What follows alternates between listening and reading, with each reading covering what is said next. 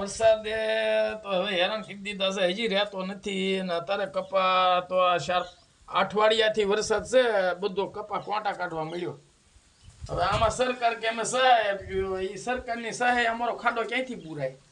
કેટલીક આપીને આપી દે. આવું બધું છે હેરાનગતિના પાયા. હવે ભગવાન રૂઠે ત્યાં તો શું આપણું હાલવાનું? કુદરત આગળ ખેડૂત બરબાદ થઈ ગયા. આખા વર્ષની મહેનત, ખાતર, આ મોંઘા ભાવના દવાઓ નાખી હોય, છેલ્લે અંતમાં આપણે પાકતો મોલ બગડે તો આપણે હરેરી દેવી. હાવ અત્યારે ખેડૂત આગળ હવે આવતી વાવણી કદાચ ને કાઢવી છે ને તો એ અત્યારે ખેડૂત મૂંઝવણીમાં બેઠા. જે નવી વાવણી કરવી, ઘઉં કરશું તો એ અત્યારે પૈસો નથી ખેડૂત આગળ.